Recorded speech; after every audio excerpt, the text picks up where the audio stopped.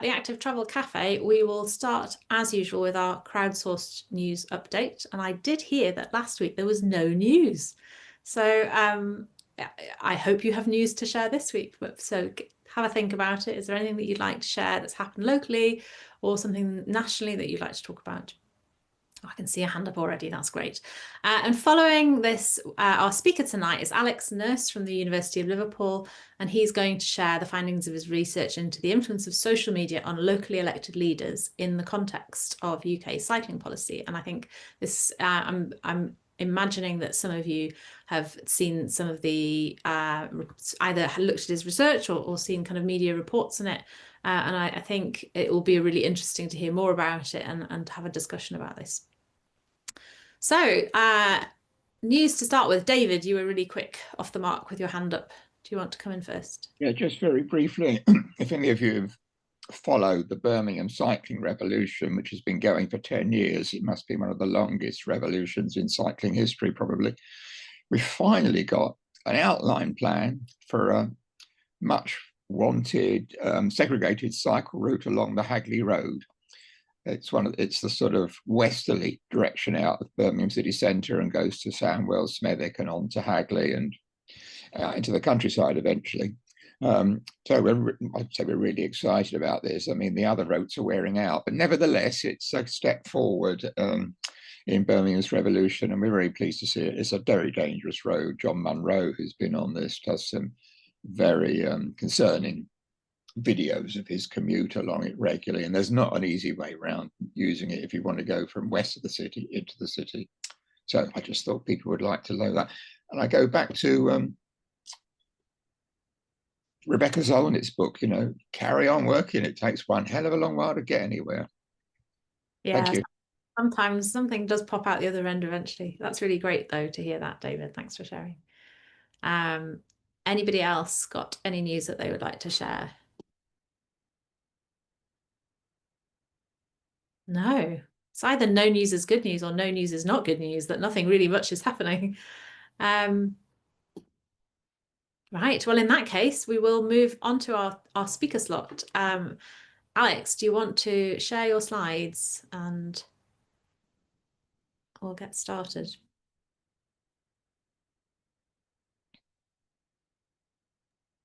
Hi, everyone. Can I just check, can you see my Do you want to go? Yeah, we can see them. I'm not on full screen. You're not on presentation view yet.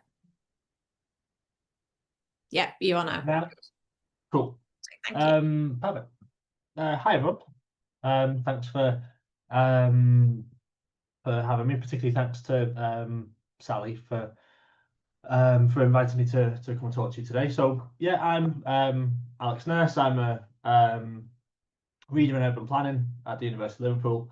I've done kind of a range of research on cycling over the years. I'm particularly very kind of pragmatic focused. I've got a planning background. I've served a bit of time as a policy officer as well. I'm interested in the kind of pragmatics of getting things done.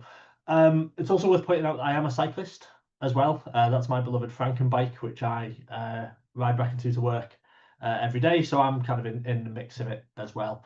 And I think for me, a lot of my research is driven by that pragmatism. I ride my bike around. I want it to be better to ride my bike around as well. So yeah, I think that, so the research I'm talking about today is some research I had published earlier this year.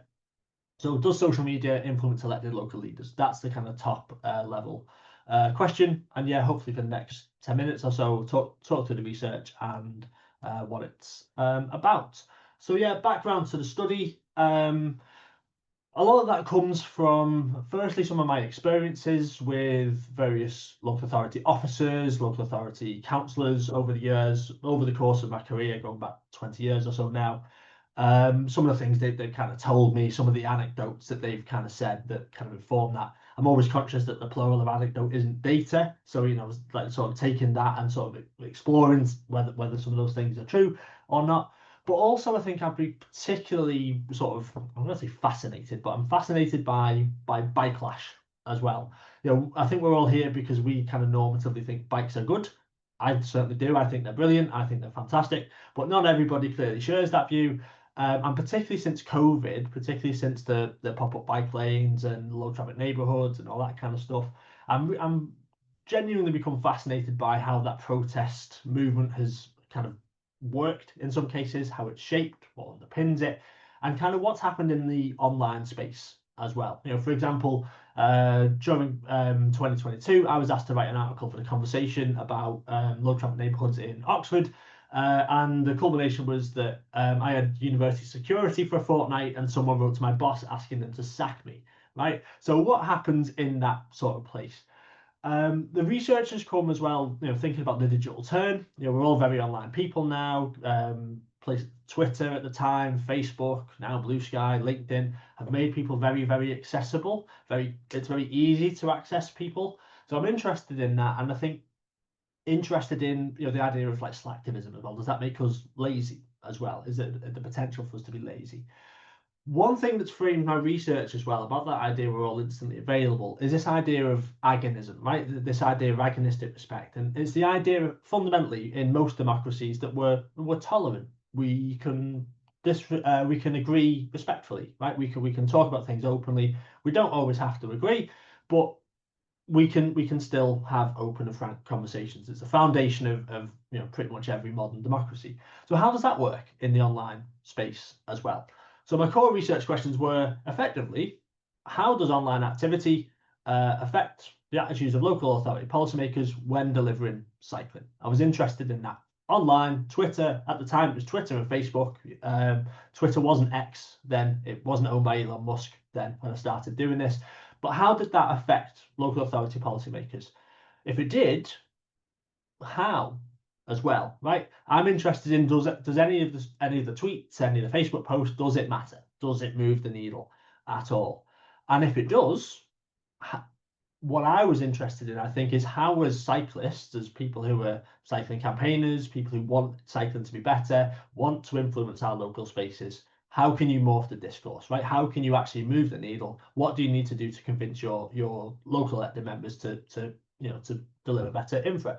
And if so, how, right? How do you go about doing that? And I wanted to do that by talking to the councillors themselves, right? These are the people who make decisions. These are the people who can, you know, give the thumbs up or the thumbs down to various schemes. So what's in their head? How do they approach it? For good or bad, how do they see it, right? So methods. I was in the field for about 9 months or so. Started in October 22, came out of the field in July 2023. There was a pause for the council elections at the time as well, and I kind of readjusted after that. I came out of the field, I think, just before Elon Musk bought Twitter. So the context for this study is that Twitter was still Twitter. And if I refer to it as Twitter, it's because the study talks about Twitter. I still don't acknowledge it as X. I refuse to do that, just as a point of principle, but it's Twitter. The way I did it, so my methods, I identified all publicly identifiable elected officials in England, Scotland and Wales who had a transport role within the Transport Authority. So I didn't focus so much on district councils. I was focusing more on county councils who had that kind of highways role, or unitary authorities with a transport approach.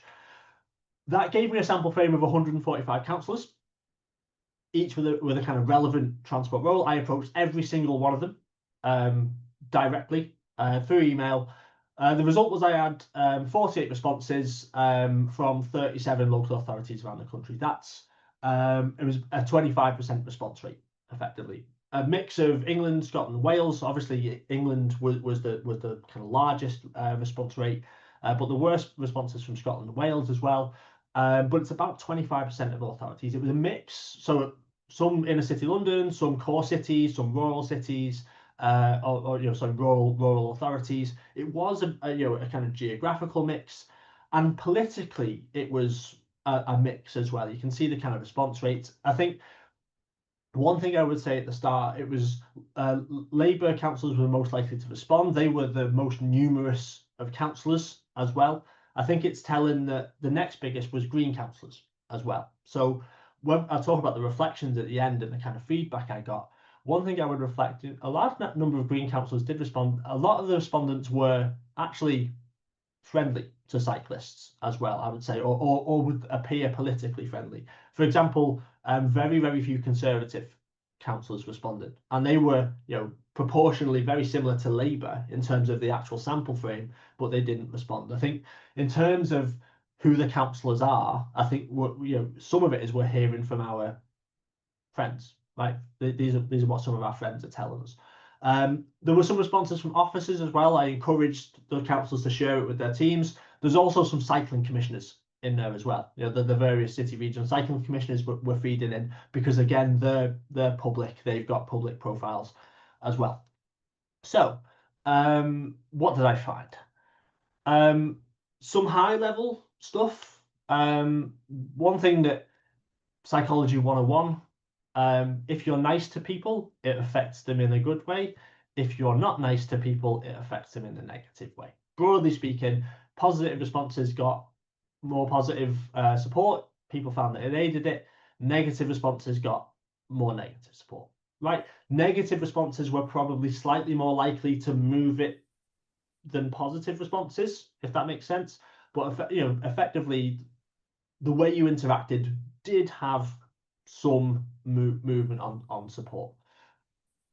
There were a lot of people that said social media didn't matter, had no material effect. Like councillors were saying, we stood on a manifesto, we're elected to do this. We don't pay attention to it in that way. But particularly, I think councillors themselves were saying things like emails. Emails directed to them, positively or negatively, did affect their thinking. One of the things that I was interested in, and one of the things I kind of asked about was the tone of accounts, right? Tone of different people. How do you feel like they interact with you? Are they positive? Are they negative? Are they neutral? Some of it was probably what you would expect. Members of the same political parties, you are normally overwhelmingly positive, right? That's fine. One of the things that we'll return to is anonymous accounts were really seen as negative. More than 80% of anonymous accounts were seen as negative. Motorists and professional drivers, funnily enough, not that keen on cycling schemes, normally negative about them. I thought it was quite nice that journalists are actually perceived as being fairly balanced, actually. And again, one of the other core themes, and we'll talk about this in the main reflections, cyclists were kind of interesting as well, in that as a group, we were mostly positive, but there was actually quite a sizable number, about a third of cyclists who were seen to be negative. And I thought that was really interesting about why that's the case. So then the core findings then break into two core things which I became interested in and I want to talk about. One was abuse and kind of online culture, and then the second was that our role as cyclists and what we do, how we can kind of influence our own discourse. So abuse, I think this was, for me, I think the standout finding of this paper, right? 63% of councillors said they had experienced abuse on their social media, right? And of those, half of them, or of those councillors, half of them have been the target of brigading, a piling on, right? Where they've just had message after message after message after message after message. Of those, some of them reported doxing. They've had their addresses posted online. They've been followed in the street. They've been followed while they're taking their kids to school. They've had, stuff put through their letterboxes. They've been abused at home. Really, this is like really grim stuff. Some of the accounts that these councillors were given were pretty horrible, right? Really, really horrible things. And one of them, and this was a councillor who's very, very pro cycling in their responses. They said, it makes it difficult to be a public advocate around cycling infrastructure when it puts my family and I at risk, right? And they were talking about being genuinely concerned that someone might try and attack them when they're with their family. This isn't around the culture that the time when David Amos had been murdered as well, in the back of Joe Cox. Politicians were conscious of this, that online stuff was making, potentially putting them at risk, and they were seeing their own homes becoming the target of abuse. Councillors were more or less split into three camps there. Some of them were emboldened by it. Some of them are stubborn. Some of them are really stubborn. If these people are against me, I'm doing something right. These these anonymous attacks strengthen my resolve. I'm going to dig in. Some of them were weakened by it. That they'd reported it was just apathy, Basically, people just don't want to do it because they're scared of the kickback. And a couple of councillors said we're going to leave entirely. There was one that was like, I'm not standing at the next election. I'm just not doing this. It's just not worth it anymore. So you've got a mix, right? And I think it's human reactions as well. People react to those things in different ways. But again, I think that's they're humans, right? They're people. They've got families and children and lives, and they're like, why are they doing this? Why am I doing this, right? If someone's going to follow me down the street and just shout at my children. I think that was a reflection then really about online culture as well. And there was a sense that, from multiple councillors, that the conversation about cycling, particularly since COVID, had become really, really toxic. It was often abusive, they said, and effectively what they said, there was nobody online, or a minority of people online, who were just providing constructive feedback to them. It was binary. You pick a side. We're in tribes, and you don't stray from your tribe. One thing they tended to notice, and this is their reporting, I think, is they seemed like it was men who were doing that. A lot of those online anonymous accounts were men, and particularly I think they said that Twitter, Facebook, that could amplify negative voices, right? The likes and the way people could pile on, and it meant that effectively, if you arrive at the discussion and the replies are massive, then neutral people probably won't get involved. They'll just like, no, not for me. Thank you very much. I'll see you later. One thing they were conscious of though, and I was kind of interested in this, is the idea of astroturfing as well. Who's legitimate? There were examples during COVID, for example, I think in Newcastle, there was a consultation on a bike scheme where actually they had like 15,000 replies, and of those, about 11,000 of them were from outside of Newcastle and coming from Russia and from Africa and from the Middle East, right? They were conscious of that. They kind of knew that anonymous accounts, they were like, are you from my ward?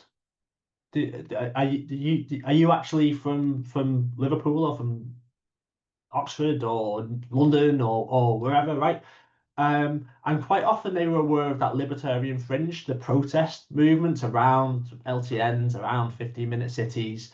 And quite a lot of them were suspicious that they were just bankrolled, right? They were just online trolls, effectively. They knew that, right? That their sixth sense was kind of tingling. So I thought that was interesting, right? And there's two separate strands to this. One is just that high level abuse, right? And if there was anonymous accounts, they detected a lot of it was for motorists, the motorist lobby as a separate thing. Not to be conflated, I think, and importantly, not to be conflated with cyclists, right? I think as a separate group, it's also an interesting set of findings, right? We were largely seen as positive, right? It's fair to say 2/3 of cyclists were generally positive, generally nice, but from councillors, and again, I would say councillors that were friendly to cyclists by and large, 1/3 of them thought cyclist interactions were negative, right? And the crucial quote is the bottom one, I think. It's the difference between abuse and disagreeing, right? It's not abuse, but it was disagreeing. It was quite aggressive in their advocacy, overly critical. There was a sense from councillors, the idea that nothing we'll ever do will make cyclists happy, right? That we get this criticism, the feedback's negative, but in a different way.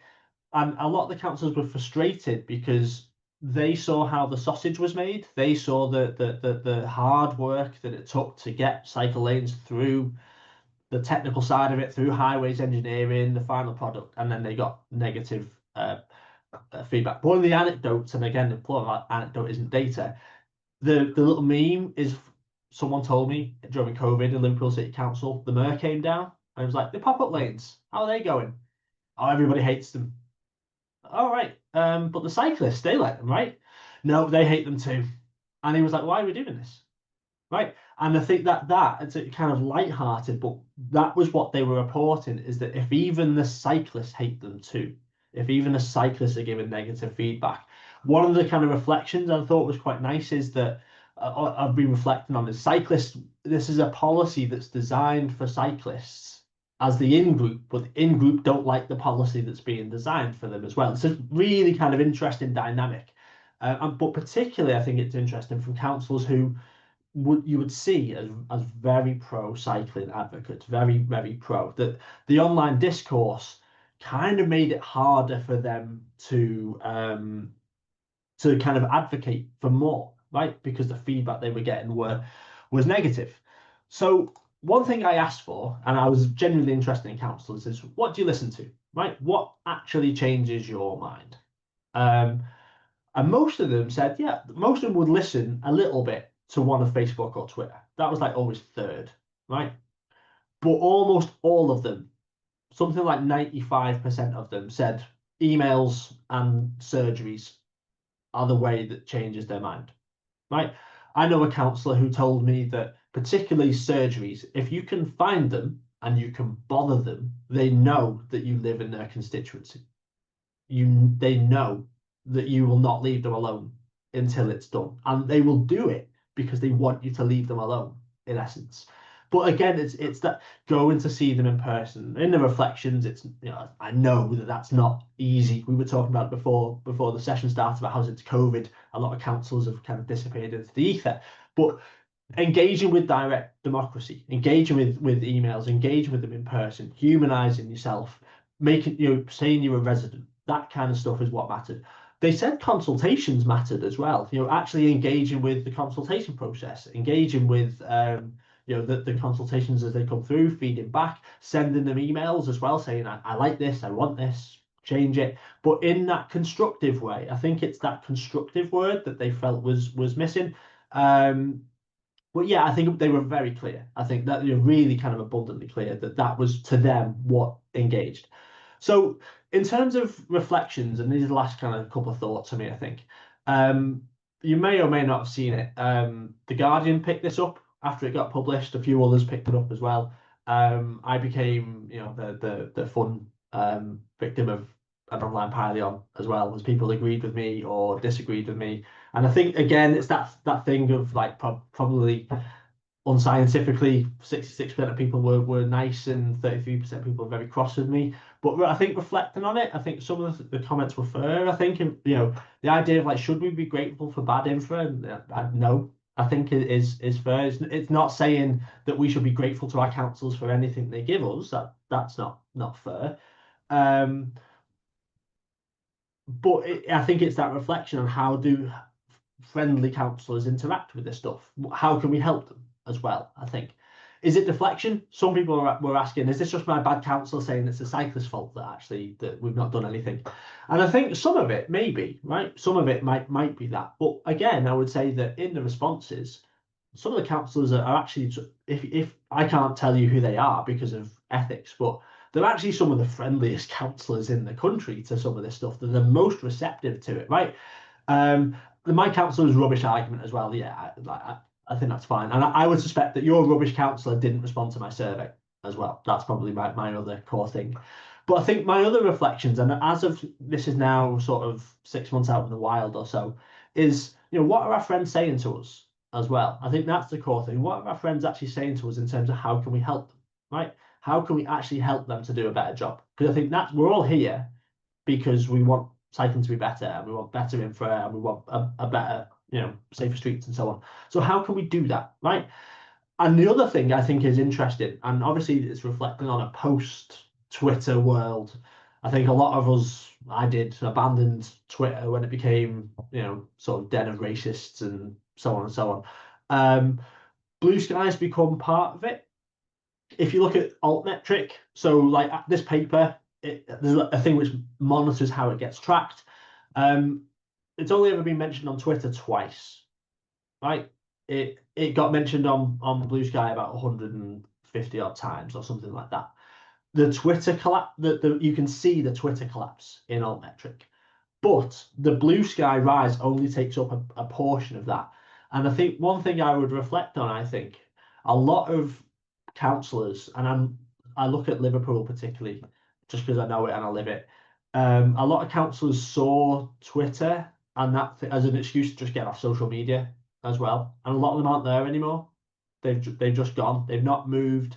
They've not taken the sideways step to somewhere else. So actually, they're not in that social media space anymore. So maybe you can't necessarily abuse them. I think probably a lot of them got fed up with that as well. So actually, if you do want to engage with them, probably direct democracy actually becomes the open channel to do that.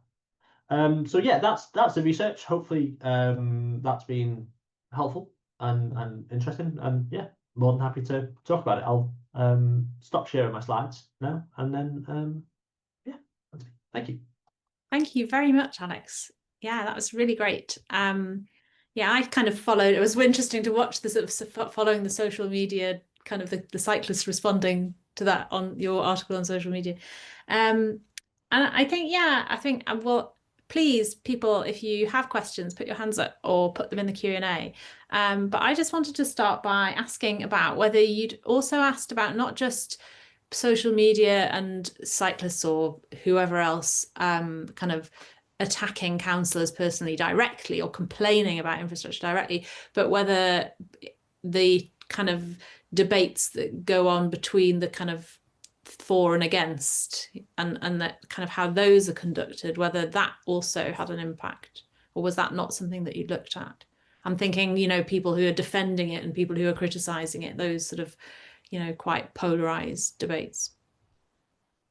I think when I did it, I genuinely tried. I tried to be as sort of even-handed as possible with it, and I've tried very, very hard, and it was built into the ethical sort of statements to try and capture the range of responses to that as well. And I think influenced by literature, who's active in this space as well. I think you looked at most cycling schemes and you could see taxi drivers, professional drivers, general drivers, members of the public. You could see sometimes celebrities and pick up on it as well.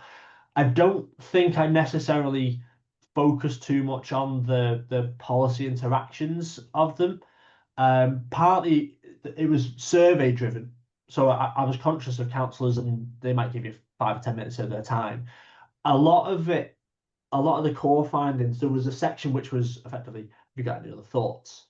And that what I thought was interesting is this is actually what councillors just offered up as well. A lot of what they were saying, it was they filled in 10 questions about social media, and then that was their own thoughts, unprompted. It wasn't like, please tell me about brigading or please tell me about abuse. Some of them just shared that, and some that they shared those kind of findings.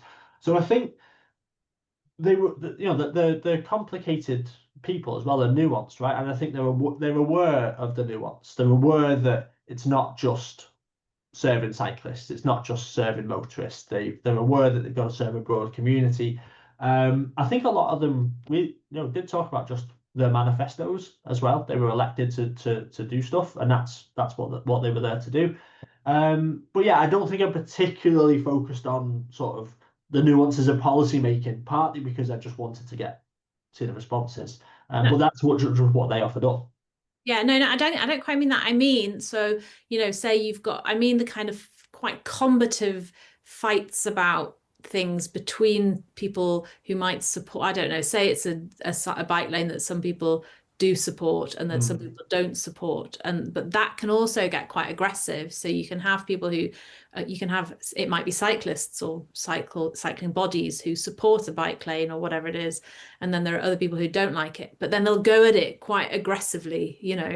I just wondered whether that kind of is quite alienating for councillors, or whether they just ignore that, or whether they see it as good that the cyclists are defending it. I don't know. Yeah. Did that already come? I get a sense they kind of switch off a little bit. I think I think I've had this as well, where you're in ping, ping, ping, ping, ping, ping, ping, ping, ping. You just sort of dip out a little bit, and they were, I block it, I block people, I block trolls, I block those kind of accounts, and I think I think they know when it goes south. I think that's one of the things they notice is when it just gets abusive. I guess one of the things I probably should have would be nice to know is like how they draw the line of abuse, because I think that's different, right? I think some people are quite thick-skinned and enjoy a bit of rough and tumble, and some people don't. And were you drawing a line of abuse? I think there was a difference, and there's loads of differences or loads of research around the difference between men and women, particularly, and that level of abuse. But I think they were. I got the sense that they zoned out of a lot of that stuff, and I think again it's that thing of, are you in my constituency? You know, are you actually gonna, you know, you're gonna vote for me? Or am I delivering something for you, or is it just a load of angry people from somewhere else who are probably stopping me from doing something else? But equally then, and you know, for example, I'm just picking, you know, like John Burke, for example, in Hackney. He was well up for it, right? He just I've had it, and that's part of his character. But I you know, I'm aware of other councillors that were like, nope, not interested. And some of them would then go like, I'm just going off Twitter for a bit. I'm having a Twitter break or whatever. Because I think it's every individual human's resilience to that, and I think we lose that in social media as well, because you kind of forget that you're talking to a person, and sometimes as well in the depth of a Twitter thread that everyone else can see that as well. If you've ever gone viral, you know it's not always fun. No, I know, yeah, and it's really worrying, isn't it, that is what's that people then do step down who might, you know, be otherwise good counsellors. I can see people have hands up. Matthew, do you want to come in? Hello, Sally, and thank you very much for that presentation. I felt it quite personally. For those who don't know, I'm a counsellor. I was a cycle campaigner first, and I think a few people might have seen my talk I did a little while ago, and yeah, I felt this very personally actually, having been the leader of the Green group of councillors. So yeah, nice to see a good response rate from Greens. But I'm there to make positive change. I'm not there to only wear a rosette once every 4 years. I'm there to actually make where I live better. And so I was just wondering whether you had a view on, for cycling campaigners, the idea of arming, pre-arming elected members, decision makers, with a balanced, not a script, but a balanced talking point card that tailors to where they are. Because I'm lobbying officers. I'm also lobbying the public to support active travel, but I'm also lobbying fellow councillors not in my party. And the story I tell them is different for whether they're rural or urban, whether they're a rich or poor area, whether they wear a blue or red rosette. But actually, the common strands are very similar about opportunity, health, quality of life, a bit about fairness sometimes, looking at not everyone can drive, and most cyclists do hold a driving license, etc., etc. So rather than going in with this, you have to support this campaign, it's like just a kind of a menu of talking points. And I think there was an article called Agree to Disagree, which was looking at LTNs. And I was nodding away at that because I'm currently working on a policy to bring what we're going to call it, probably not ATNs. I know we all know what they are, but probably safer communities or better communities, something like that. And I'm already feeding that into the officers so that they're ready for the bike clash. Just wondering if you'd ever seen any evidence of whether better informed councillors are more resilient or not. That was it was a speech rather than a question. I apologise. Yeah, I mean, I think that's really interesting. I think I guess, and I imagine you will know better than me from having talked to councillors from a range of political views. There will be some councillors that also legitimately will not like these things, right? That's their kind of deeply held political position, and you probably have a difficult time arguing them out of it. So, and I'm going to say that's fine, but in a broad democracy, that's fine.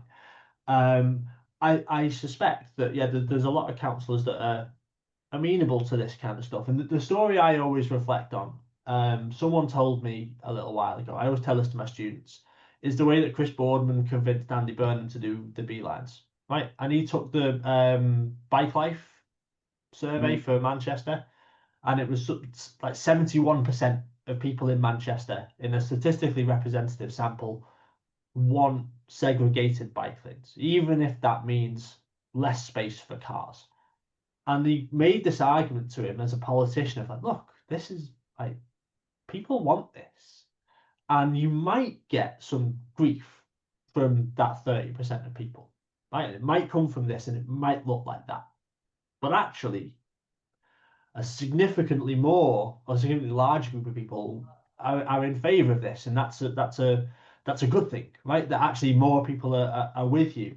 But I think, to kind of engage with your question a bit more cleanly, I think what would be handy, I think, is when you're getting that kind of organized online sort of brigading, effectively, it's a big party on. You're a communist. You're going to bring the Hunger Games.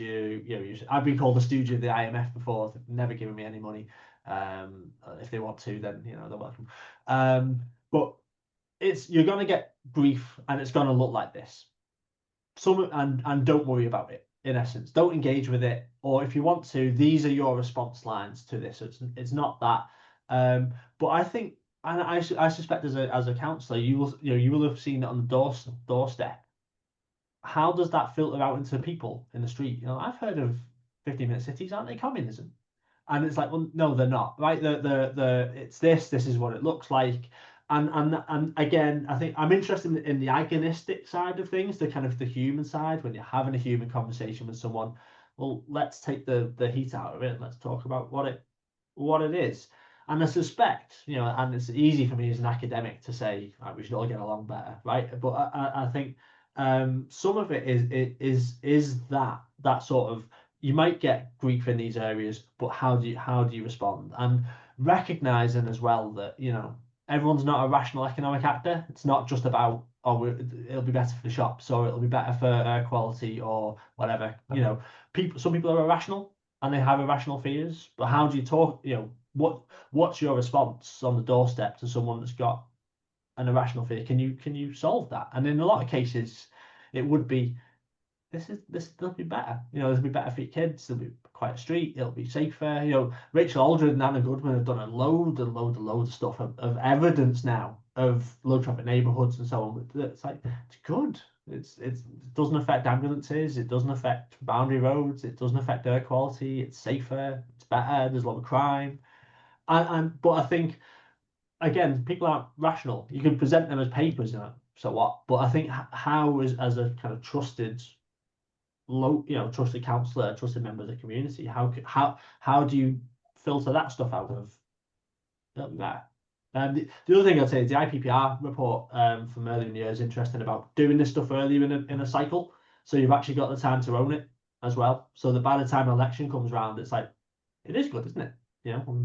I did that kind of thing. That was my big takeaway of that report. It's really interesting, but that kind of timing thing. Thanks. Shivaji, you got your hand up next. Do you want to go? This is possibly a slightly cynical sounding question, but I was interested in the commentary about what works and what puts people off discussion.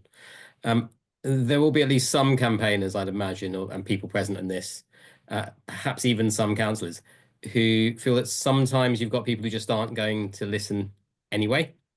And that the responses that you'll get to surveys are in that sense just a tad self-serving. And I may have a completely unrepresentative experience of this, but I think of a local councillor who is commonly described by, independently by different people around the constituency as being the sort of person who tells us that you can't do it now because the elections will be on us soon. Can't do it now because can't do it then because the elections are underway. Can't do it now because we've only just had the elections, and then round and round it goes. Now, I should be absolutely clear. I know that that's not true of all councillors, or even that many of them, but I just wondered if you had any kind of musings on that. Yeah, I mean, I can think of a couple of councillors who, locally to me, who have told me things that like, really, wow. That there was one councillor who told me that he would delete anything from change.org that was sent to him. And I was like, how do I know if you live in my constituency? Delete. And that was his excuse to not engage with it. Yeah, I mean, I think I get that, and I think I am aware that it's probably easy for some councils as well to say, oh, I've just had loads of abuse online, so that's why I don't do it. And it's easy for some councils to kick the can down the road. Inevitably, as well, I think there are going to be some good places to live for this and some bad places to live for this, and there probably always will be, right? We can have LTM 120 and Active Travel England and Gear Change and so on, and there will be some places that are better at this and not. I suspect if you went to the Netherlands through the 70s, 80s, 90s, there would be some places that were better and got it because their politicians get it and they're into it, and some places that are still probably a bit rubbish because they've got that legacy of it. And it's we also talk about postcode lotteries for a lot of things. I suspect it's a postcode lottery for councillors as well in some cases. I don't particularly have a strong answer for how you do that. Certainly, and it's not a political commentary necessarily on Liverpool City Council, but it's super safe labour here, right? That your councillor can be great or rubbish, and it doesn't matter, right? They win with huge majorities, and you can't get them out. I guess again, it's a human. How do they respond to change? Some of them never will. Some of them might, and I guess within those councils, are there other people that do get it that you can try and work with or so on. But I completely get your point. I think I can't really. There's no satisfactory answer for that. I think some people inevitably are rubbish, unfortunately, and probably always will be. Thanks. Toby, I think you've got a question in the Q&A, but you got your hand up. Do you want to ask your question? Oh, you're on mute.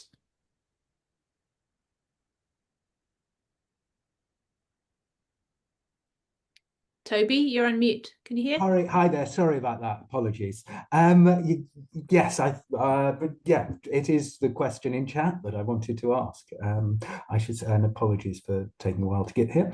I got to say my position on this is probably in radical change because I've been a cycling activist for a long time, and I'm just standing as for election to the local council. So I might have very different views in a few months' time. But I wanted to ask you about methodology.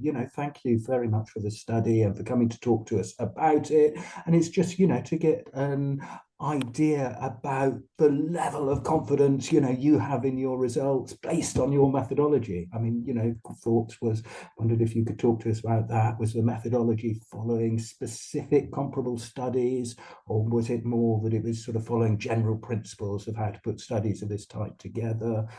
Are there factors that make you feel very confident in the results, or are there things, I mean, looking at sample things that might give you questions around areas in the results? I don't know, looking at the sample composition, for example, you suggested that there might be a bit of self-selection bias, and there was a lot of progressive parties included in respondents. So yeah, just interested to hear about the methodology. Yeah. So I think at a very, very top level as well. I think I was quite pleased that you got 25% of councils responded. Yeah, like I sit every year with undergraduate and master's dissertations, and your sample could always be better, right? So I would always be much happier if the sample would be better. I think one thing I was interested in at the time, I was interested in what it would take to get a statistically representative sample from that. And I think I would have needed so the sample frame was 100%, right? It was 100% population that were approached. And I think I needed something like 110 councils to engage with me to be statistically represented, to have a p-score that would have hit that statistical thing, which frankly I think would be unrealistic as well. I think that part of it is that there's a recognition that, yeah, I completely accept that it would be I would love particularly to see those Conservative councillors and their kind of views on this. I would now, if I was doing that study, the Reform councillors as well, that kind of side of things. My sense is that if they're not engaged with this, that they're not engaged as well. I think that's probably that in itself is a finding I think that is interesting to me that they're not engaged with it. It probably also says a thing about you should email your counsellor. Well, like I emailed them all directly twice, in fact, and a lot of them probably not as engaged as they might be. And so I think I'm coming at it from a social science perspective rather than a kind of hard statistics perspective. And I think inevitably, I think if you wanted to get into the weeds with me about P-scores and so, I think I would probably come out looking weaker on that. I get it. But it's from a social science perspective. I think for us, having a 25% response rate from counsellors, and these are framed as policy elites as well. So it wasn't just sort of rank and file counsellors. These are like senior members of the cabinet as well, senior members of these local authorities. So again, part of my ethics is I can't tell you who replied, but I know who did reply, and they were like the kind of the people who were replying to this were the kind of the credible names, I think, in this field as well. People who are, some of them have a very, very high online visibility, and then when you could track their accounts, there was a real confidence in that they were that what they were saying. But I think to answer your big question about methodology, I think I'm coming at it from a qualitative perspective. I'm a social scientist, and I think I felt very happy with that response rate. Could always be better. I could spend another year in the field, but I also suspect that if I spent another year in the field, those Conservative councils still wouldn't reply to me, and they still probably wouldn't engage with me. And as I say, I think that's a finding in itself. Thank you. I'm going to take some questions from the Q&A. Cameron Murray says, and I think this is an interesting one, is the right response to this that we check our behaviour as a group, in inverted commas, or is it that councils need to change the way that they engage by bringing in the right groups of stakeholders? And I suppose that's kind of flipping it onto, we'll talk about social media, but obviously local authorities have their own engagement platforms, and then there's some evidence that they can be also quite toxic. So yeah, it would be interesting to know what you think about that. I think it is an interesting question. I mean, I think part A of that question is it about us moderating our behaviour as a group. I think part of that question is yes, and I will put my hand up. I am as guilty of this as anybody else. It's really easy to fire off a tweet, and it's really if you're very cross. And I think one of the core things of this, and my general lived experience, I don't think sarcasm comes across on the internet as well as we think it or it does. Right? I think sometimes we think we're being cute and we're being funny, and the person who's reading it doesn't have the benefit of knowing you were being sarcastic. They just put that. I think, for my money, and this is just me personally, my interpretation of when cyclists come across as rude, I think they're probably being sarcastic, and it doesn't land. The joke doesn't land in the way that you think it does. So can we moderate our behaviour? For me, I think I think if you're trying to interact with someone, just treat them like a human being, treat them pleasantly, treat them nicely, treat them the way you would hope to be treated, right? I think we can all do that. It's incumbent on all of us to just be a bit kinder and a bit nicer. But yeah, I completely agree with the second part of that question as well, in terms of how councillors do engage, the times in which they engage, the ways in which they engage. I think it's right to be cynical as well, right? I think going back to the previous questions, I think it's reasonable to be cynical as a constituent to say, is this consultancy consultations legit? Is it actually going to listen to me? Are they going to feed in? But I think councils themselves can be better as well, and I think for them, pumping stuff out online as well, I think has its risks. I use that example from Newcastle, but how can they ensure that these things aren't being astroturfed and they aren't toxic? Maybe there is something to a couple of consultation events in a village hall or in the library or something like that. But then ultimately, it's incumbent on the councils to make them accessible, but it's also incumbent on us to show up as well. I think that's easy. Be like, oh, it's busy, I can't go, I'm put my kids to bed or whatever. But democracy takes effort as well. I think that's something that maybe we take for granted now as a modern society, that actually we need to put some work into it as well, just showing up. Yeah, the bots, that was a bridge just at the end of my street over that. It was a bot, the consultation where the responses were coming from all over the world. And yeah, that was an interesting one. Somebody went to those lengths to set that up to try and change the way it went, and possibly it backfired, but who knows? Because it's still closed or open. Derek, do you want to come in? Thanks. Can you hear me? Okay. So, Yeah, um, not super well. sorry. I'm trying to try turning your camera off, and Right. then that helps.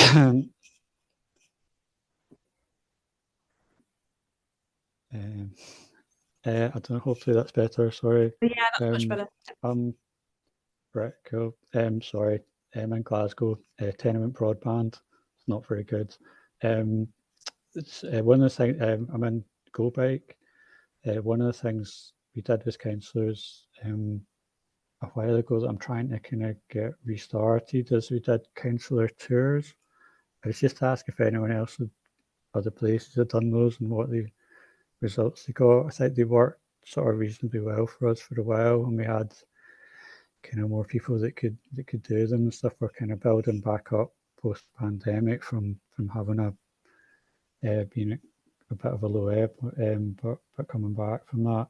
And that worked reasonably well because it was, councillors in your wards and they knew it was local people, and you could go around and point out a few things and point out some issues and stuff. The other thing, just a wee aside on the stuff about Tory councillors, I was on a meeting with South Lanarkshire Council, which is just sort of southeast of Glasgow, if you don't know the area. It's like East Kilbride, Hamilton. The councillor for East Kilbride to set that up was actually the Tory councillor, but he was like a secret cyclist. He would talk about it in the meetings, but he would never really mention it publicly, and he would do public speeches and talk about stuff for drivers. He would never come up with points about cycling, but then he came on the COP26 cycle rides, like even though it was absolutely chucking it down, and he was there, but he would just kind of try to be low key about being a Tory. So even when people asked him, he didn't admit to it.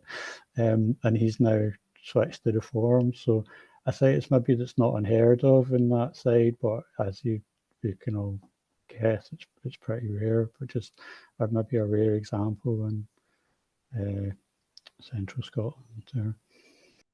Thanks, Derek. Yeah, I mean, if anybody has kind of thoughts on bike rides and how useful they are, you could please add them in the chat. But Alex, is that something that you've had experience of? Is that happening? Yeah, I've seen it in Liverpool work really, really well. So we took the cycling commissioner, we took Simon O'Brien to Ghent in the Netherlands just before COVID, as one of those ideas of just showing him and showing some officers how that worked. Simon now does that he takes councillors regularly to like Waltham Forest, to the mini Hollands and so on, to just show them, takes them down on the train for the day, gets them a bike. One thing that's is there are a couple of councillors that can't ride a bike as well. That was always kind of interesting. It's not, I don't necessarily take it for granted that everyone can ride.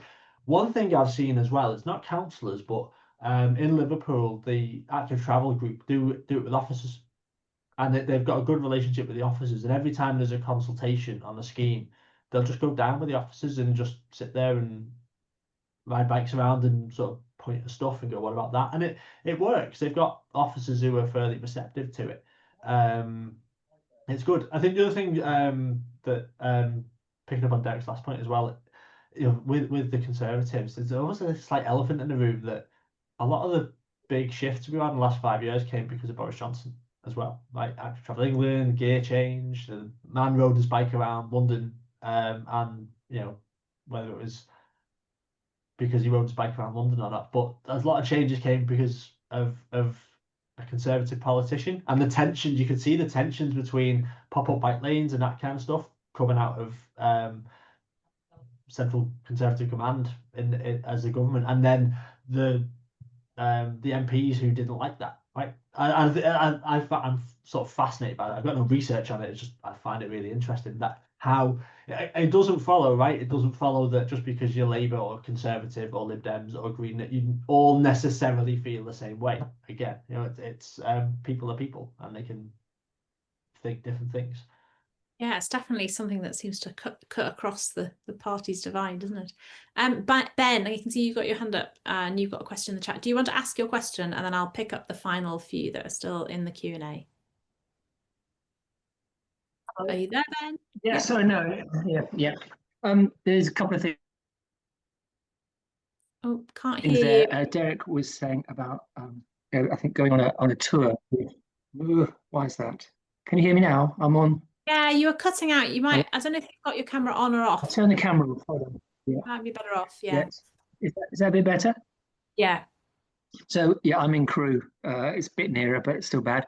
The tours with officers and councillors, we don't have many councillors who will cycle, largely because the officers who are employed by Jacobs, the private company that's outsourced, they won't cycle on their own network because their risk assessment policy stops them doing it, hilariously, because they have to wear 6-point PPE, which they say you can't ride in. So I've never actually managed to get one of the designers or planners out on his own bike lane to do it. The walks, I do walks with residents, but I call them heritage walks. We go around on a history tour of Crewe.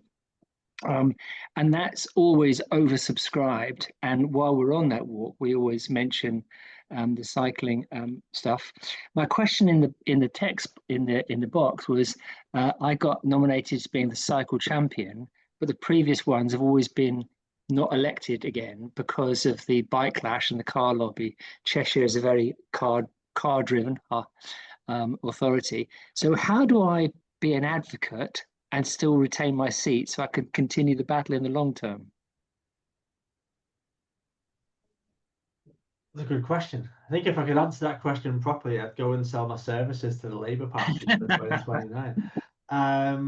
Yeah, I mean, I think I think inevitably every constituency is going to be different, right? And I think I've got those kind of biases. I live in the inner city where it's all kind of normatively close, and we've got all those kind of gains. And I honestly don't know the answer to that question. I think my guess as councillors particularly is making it so that it's locally rooted and so on, and making it so that people come with you. But again, right, I'm not a councillor. I don't go and knock on people's doors. I don't go and live that world. It's anything I say to you would be entirely sort of entirely made up. But I think I get it, right? And I think I get from those councillors that, particularly those that like being councillors, they've got one eye on 4 years.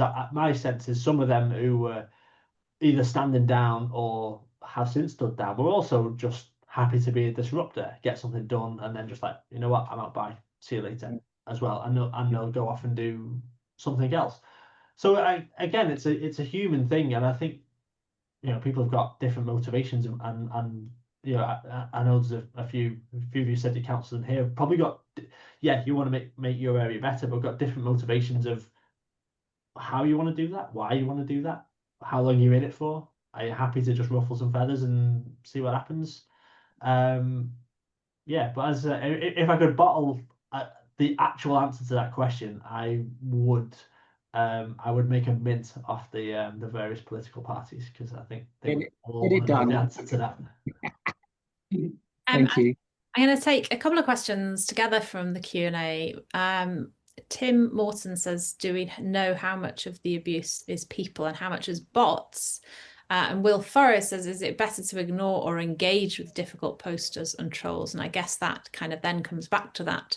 Are you just, in fact, engaging with the bot? So, yeah, that's a really good question. You heard of like the dead internet theory, that, like, you know, a big chunk of the internet is increasingly bots. Like, you know, ever since I was like a boy going on the internet, the core rule of the internet is always like, don't feed the trolls. Don't feed the trolls. Don't feed them. Don't give them what they want. My sense is, I just mute them now. It's like people do it to me. if they seem legit, I'll engage with them once. If they're still going, I'll mute them and block them, and it's like just forget about them. It can be very, very hard, I think, for your mental health. I think you know, I have a little bit of it. I've had a little bit of a taste of that. I don't know how counsellors do that on a day-to-day basis. When is it real? Do you know? Is it someone that's doing that? Do you know? Is it a bot? I honestly, I don't know. But then I think what happens is, how does that translate?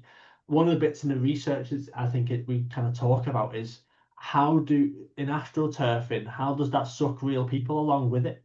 I think that's a big part of it, that people, you know, in the anti-LTM protests and so on, a lot of it is like in America or in Russia, kind of, you know, bots and trolls and so on. But then there's some people who see that on Facebook and go, I'll go to that protest. The people who turned up to those protests are real, right? They're real people. They likely live in those places. Do they know that they've been like led down the garden path by, you know, by a bot or whatever?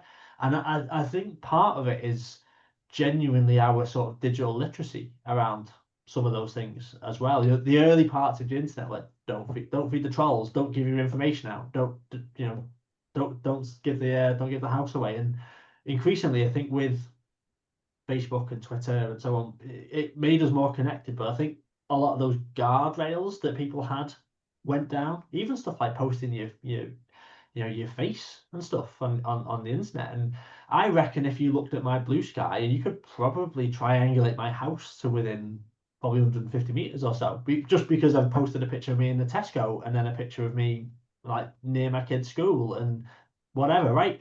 But if you're a counsellor and someone does that, and it might be a bot or someone remotely, but then you've got your address.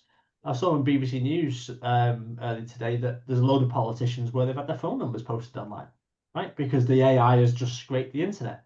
And I think a big part of that for a lot of us is digital safety and how we present ourselves online. I think we've been very, very casual, and I've done it. I've been very, very casual over the last 10, 15 years about what I put on Twitter and what I say and what I think and what I'm doing. That's technically all there, although you can't get my old Twitter because I deleted it. So there you go.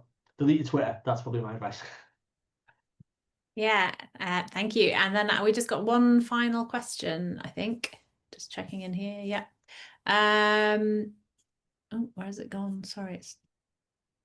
Yeah, Wookie says, did any councillors talk about vehicular cyclists, i.e. the ones who don't believe in cycle-specific infrastructure? And if not, can we conclude that at least that debate is behind us? One or two mentioned it a little bit about people who, they just wouldn't use this stuff anyway. It wasn't a massive thing, no. There wasn't a lot of that. I'm going to say like inter-cyclist culture war-y stuff, like about whether they use bike lanes or helmets or any of high vis or any of that stuff. Right? And I'm saying I'm throwing them all about there so nobody picks up or latches onto any single one. That wasn't really part of it. I think it was more. I think for good or bad, I think there was a sense that the cyclists were seen as a collective, and I kind of asked them whether that's, you know, to go back to the thing about methodology, whether that's a flaw in my methodology or not. I just asked them to consider cyclists as a group of people, motorists as a group of people, journalists as a group of people, because I think if you get into the weeds of that, I think that's a whole separate thing, which didn't want to get into then, and I'd probably be reluctant to get into now as well. But yeah, no, very rarely did they mention it to answer that question. Great. And I think that's all the questions. Thank you so much, Alex, for joining us and sharing that. It's really, and for all the great questions. Really, I think it's a really interesting topic and something that we never really tire of talking about here. And yeah, and if you have anything else that you want to share with us in wherever your future work takes you, then get in touch. It'd be great to have you back. So a big thank you from everyone. And we'll close up now. So thanks all for coming tonight. And we are having a bit of a break now. We somehow started quite early this September. So we are now taking our half-term break. And we won't be back, in fact, until the 4th of November But on the 4th of November, we have Xavier Bryce from the now rebranded Walk Wheel Cycle Trust, who's going to come and talk about the Susterns rebrand and their plans for the foreseeable future. So do join us for that. Thanks, everybody. Bye.